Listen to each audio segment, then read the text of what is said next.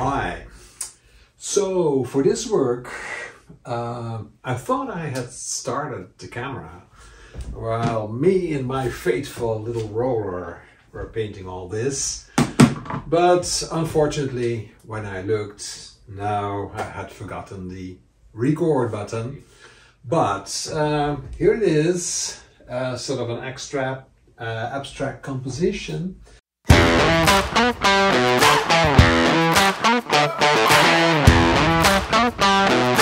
And I have a lot of sort of, spontaneous little things I can glue on it. And I had made those. I had made some stencil-like figures before. So I thought those might go very nicely here. They're basically the same sort of palette as this. And I have one that is a very different palette that looks a little like an angel. Actually, it could be so flying here. I don't know, well, it's supposed to look down upon us, so probably end up somewhere here. In terms of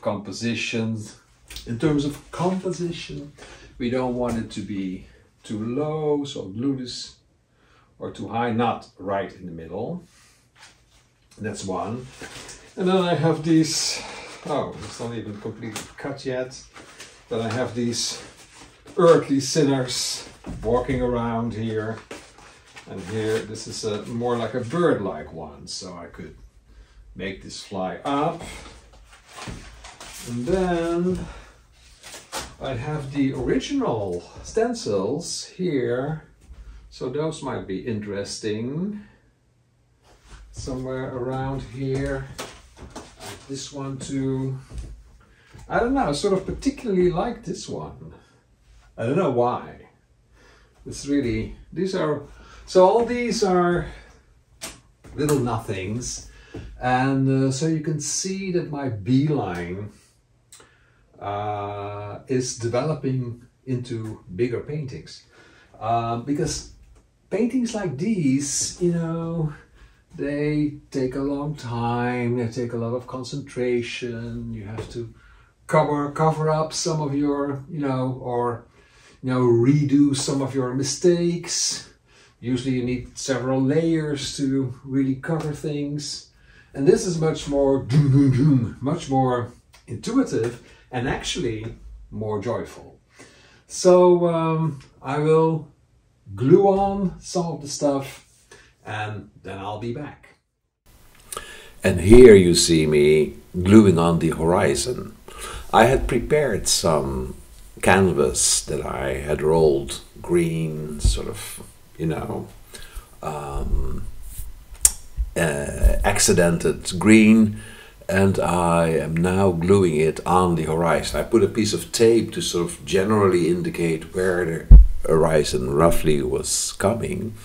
And because I knew I was gonna put the angel on top, well, what I had started, the angel, oh, here's the glue. I using a very nice wood glue, put it on thickly, so make sure the canvas is on the painting. I started using painted canvas here because it glues on a lot better than other materials like, plastic or cardboard, stuff like that.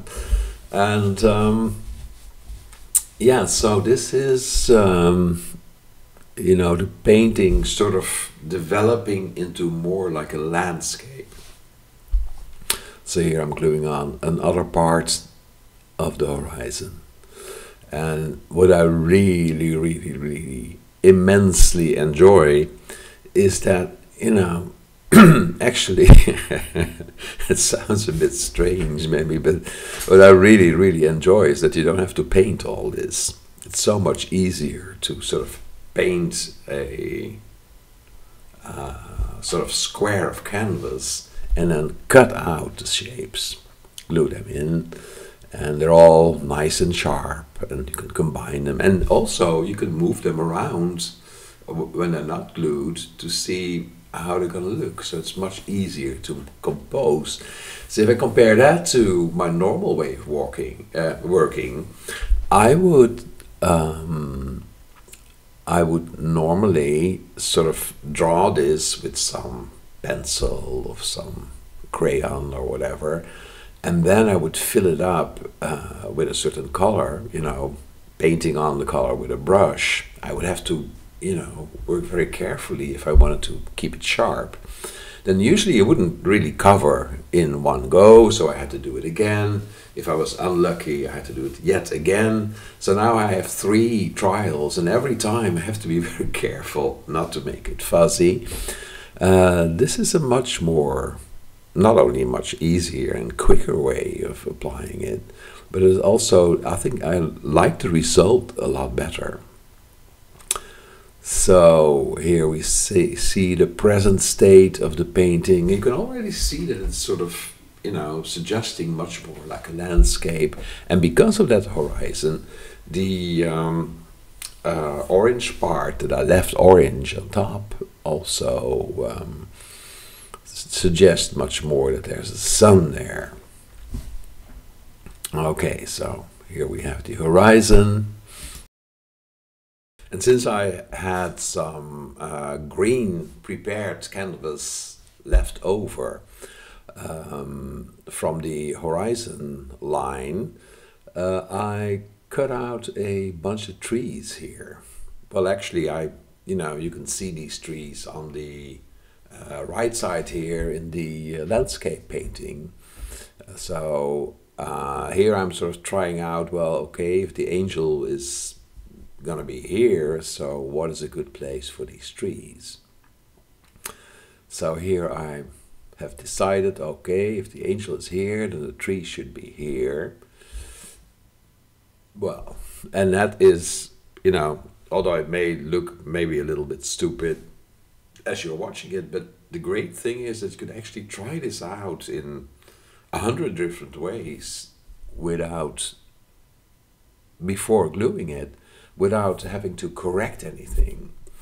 And that's what I really enjoy in this method, if you want to call it that.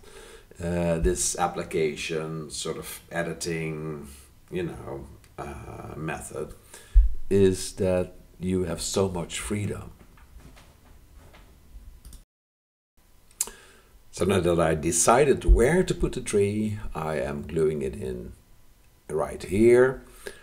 And it sort of merges a bit too much with the horizon, I think.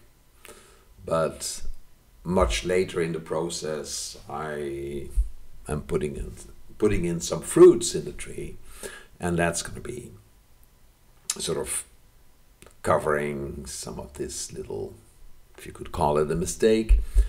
So here I'm sort of, you know, pushing the cutout with a brush to make sure it's on really flat. And here I discover, oh yes, this horizon is nice, but I glued the tree over the tape.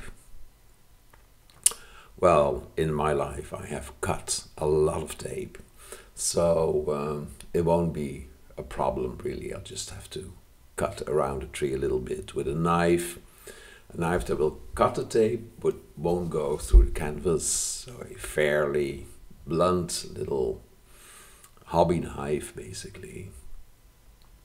And there you can see I can even cut out a little piece in the middle and take that out.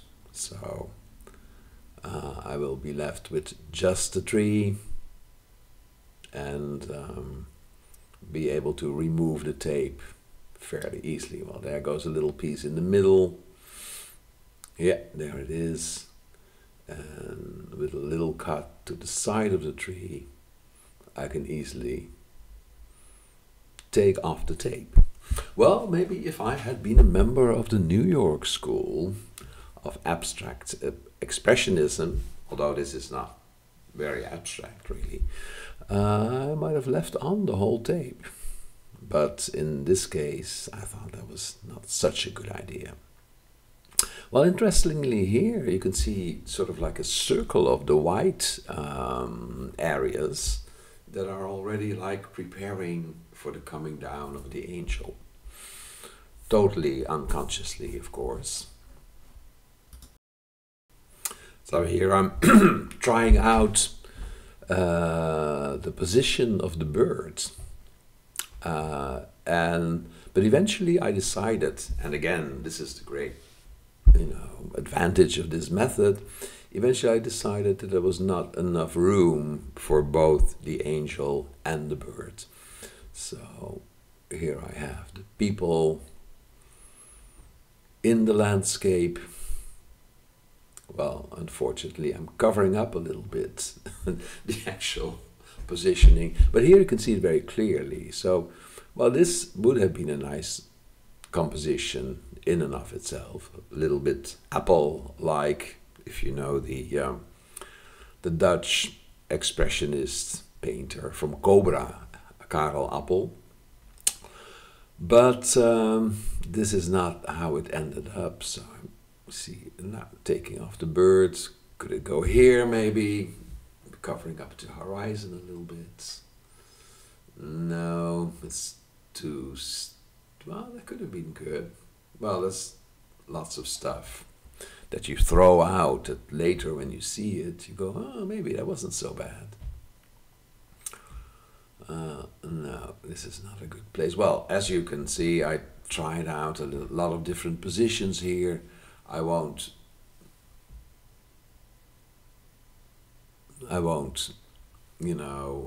show all of that. I think you get the idea by seeing this part. And here I'm trying out where to put the angel, and basically I decided it was too much. Yeah, too many elements, too disorganized in terms of composition, because I already had some pretty heavy red elements in the background. So I decided, I was going to do away with one of these three elements, and eventually I did not do away with the angel, but I did remove the bird out of the composition. And again, the nice thing is I could so easily do this because this is not glued on yet. This is just sort of taped on a little bit. And by now I was also adding some of the original stencils. And actually it was getting harder and harder to sort of compose this. And not only that, also the angel was sort of disappearing, in the whole, the whole strength of all the other shapes. And so since the angel was my major player here, I ended up basically, or is the other stencil, I ended up removing one of the big other shapes in order to be able to make a good composition. So, you can imagine how I was, moving around these shapes a lot, and finally ended up with a composition that I was happy with. Although, looking back, there had been some other possibilities as well, but that's always how it works. You discard some of the things, and then later you might think, oh, that wasn't so bad either, but you have to make a decision. And here we have the results of a lot of composing and moving and, adding stuff and, removing stuff. So this is what I ended up with. I don't want to put too much, I don't want to put too little. So I'm really happy with this composition as I have it right now. Here's the angel. This is suggesting his wings. And these are some, creatures, maybe people living down here. There's sort of vaguely the suggestion of a city in the background. And here's a tree with fruits. And the fruits are exactly the same color as the wings of the angel. So I am ready to glue all this on, starting from the wings and up, starting with the wings and working towards the front.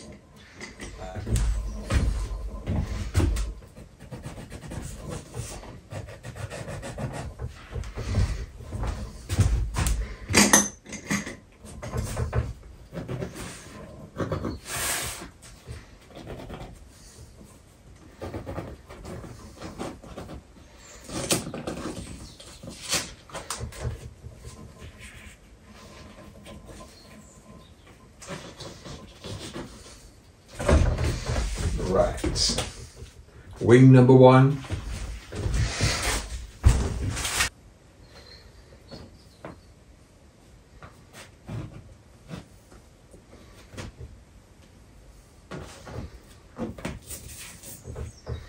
In my mind, gluing stuff is really expressionist.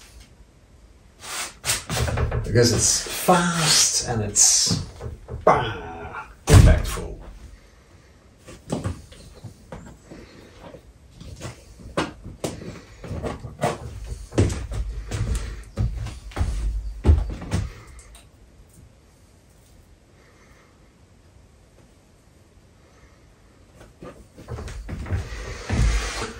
Okay, I was losing my bearings a little bit here.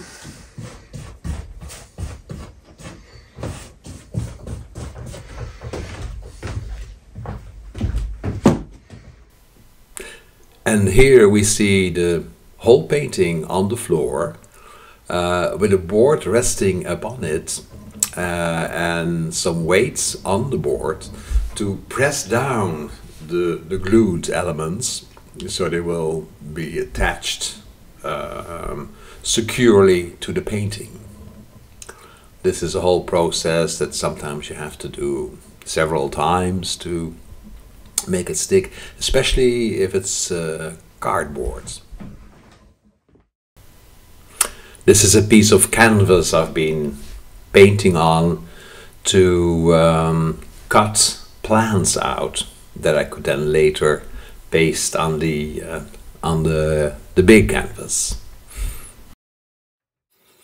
So here I'm turning the whole painting counterclockwise to position a large element that I want to put precisely in a certain place.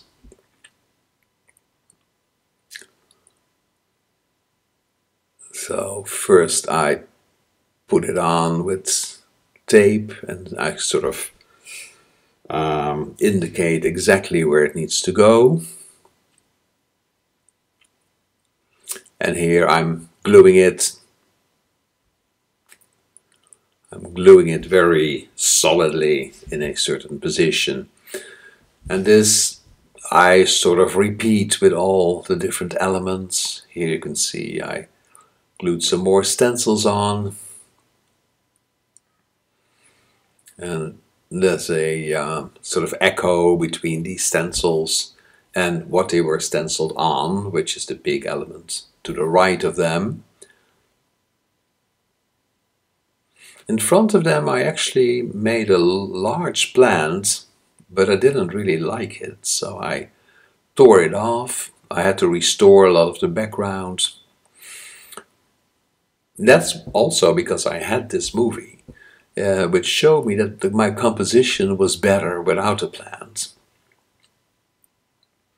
Well, you probably don't know what I'm talking about, but I had a big plant that I cut and I put in front of one of the red parts, and it sort of screwed up the composition.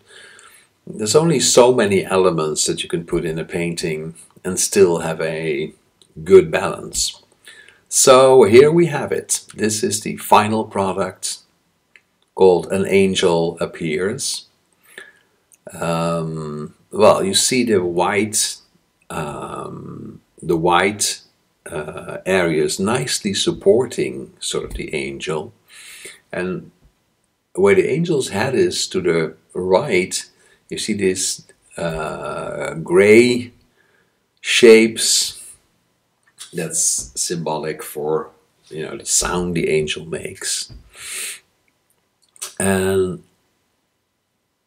on the earth beneath the angel, we see the tree with blue fruits, quite similar to the color of the angel's wings, saying that nature is a great gift for all of us.